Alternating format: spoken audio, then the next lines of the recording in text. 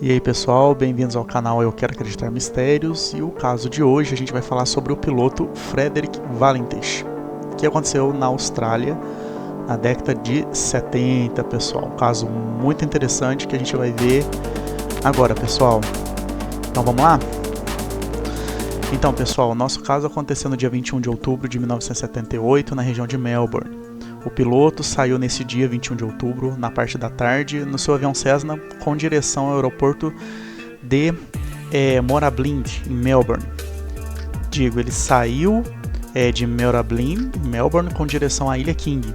Ele tinha planejado todo o seu voo, pessoal, com antecedência, e pretendia passar sobre o Cabo Otway, nas proximidades do Estreito de Bass, que fica ali próximo da Austrália. Bom, vale lembrar que ele conhecia bem a região, pessoal. Ele era um piloto já experiente. O voo deveria durar 90 minutos e ele devia chegar por volta das 19h50 daquele dia. E quando ele começou a passar por esse Cabo Otway, o Frederick ele comunicou com o centro de controle que ele estava vendo a 4.500 pés de altura sobre o mar, e isso era por volta das 19 horas, um objeto muito grande. Então ele disse que ele solicitou para a torre, informações, porque ele viu um objeto muito grande, luz que ele estava vendo a quilômetros da sua posição. O controlador afirmou que desconhecia a natureza do objeto, mas o piloto, o Fred, resolveu se aproximar para poder identificar a luz, pessoal. E ele manteve contato com a torre de controle. E todo esse contato foi gravado, pessoal. Aí a gente vai ver minuto a minuto o que aconteceu, o que o controle disse, o que ele falou e o que aconteceu com a história toda, pessoal.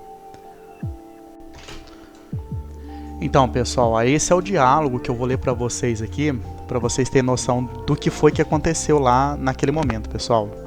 Então tudo começa com o Frederick, no rádio, falando com a torre. Melbourne, aqui é Delta Sierra Juliette, algum tráfego abaixo de 65.000? E aí o comando responde, não há nenhum tráfego conhecido. O Frederick então pergunta, parece ser uma grande aeronave abaixo de mim a 5.000. E o comando responde, que tipo de aeronave é essa? Eu não posso precisar, apresenta quatro luzes, é como as luzes de pouso de uma aeronave. E aí ele chama de novo o controle. O Frederick responde, aqui é Delta Sierra Juliette, a aeronave acaba de passar sobre mim a pelo menos 1.000 pés. É uma grande aeronave, confirme.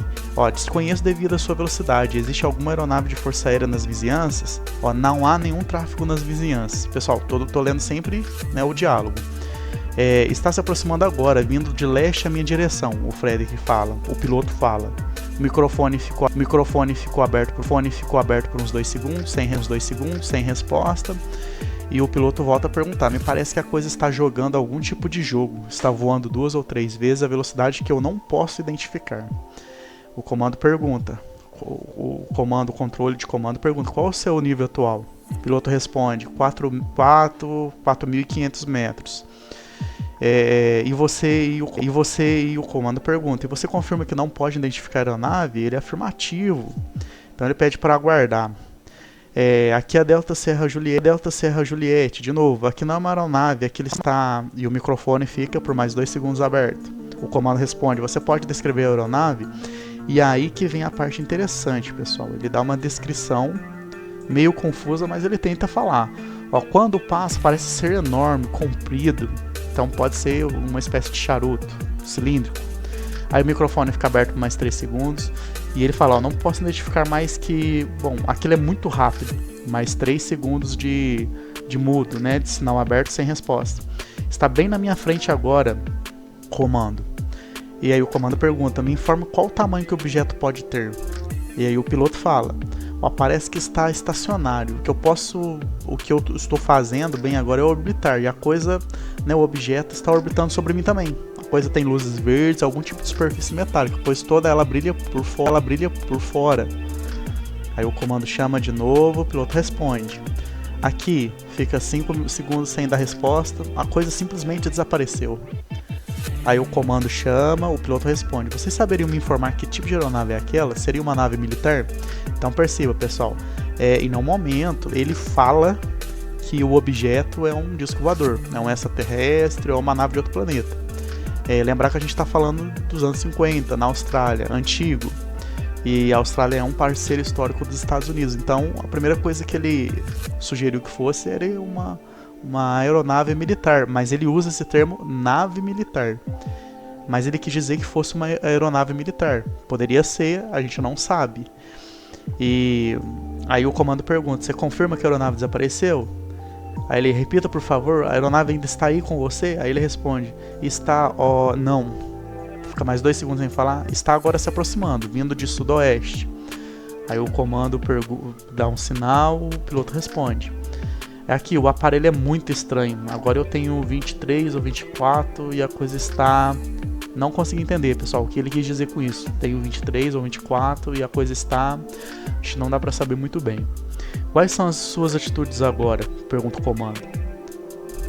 Suas altitudes, no caso, não atitudes, altitudes.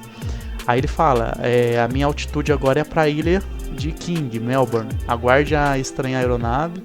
Está sobrevoando agora, bem acima novamente. Fica 2 segundos, está acima de mim e não é uma aeronave. Então veja, pessoal, ele está perto para ir para a ilha King. E ele, a estranha aeronave, ele fala que está sobrevoando ele agora, bem em cima. E aí ele deixa claro: não é uma aeronave, não é um avião. Deixa bem claro, ó. Está acima de mim e não é uma aeronave. E logo em seguida ele responde. O comando chama, ele só fala Melbourne, né, que é o codinome pro comando aéreo. Fica 2 segundos sem resposta. E aí às 19 horas, 12 minutos e 55 segundos, fim das comunicações, após 17 segundos de ruídos metálicos de origem desconhecida. Importante, pessoal, ele nunca mais foi achado. Nunca mais foi achado, os destroços não foram achados, ele simplesmente desapareceu. Então a gente não sabe o que pode ter acontecido com ele. Claro, pela história, pelo enredo, pelo que a gente sabe de hoje, dos outros casos, pela história, a gente imagina que ele pode ter sido abduzido. Ele pode ter sido levado por essa aeronave, que ele disse ser muito grande. E o que chama, eu não tenho essas gravações, pessoal, só uma transcrição, mas chama a atenção o fato de toda essa história, toda essa conversa estar documentada e ele sumir ao som, né, desaparecer ao som de ruídos metálicos, logo após o objeto aparecer acima dele. Aí a gente tem aqui a imagem, né, à esquerda a gente está vendo aí o Frederick Valentich, que chamava, e o jornal da época noticiando o caso, mostrando a foto dele num avião civil e bem grande. UFO Mystery, um mistério, né? A gente não sabe até hoje. A gente vê uma imagem aqui da Austrália, né, da onde ele estava indo, que no caso aconteceu dele indo da Austrália para King Islands.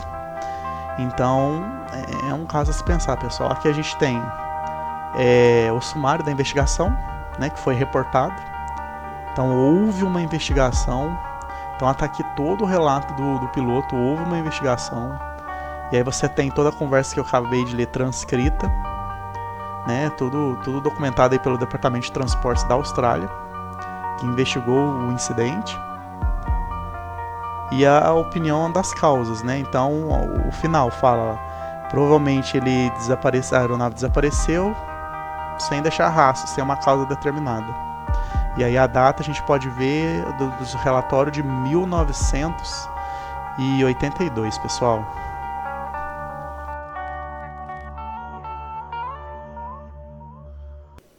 Então é isso, pessoal. Esse foi o vídeo de hoje, nosso caso de hoje. Se você gostou, curta o vídeo, compartilha ele, se inscreve no canal, pessoal. Mostra para alguém que goste do assunto e vamos fazer esse canal crescer, pessoal. Muito obrigado, valeu, até a próxima.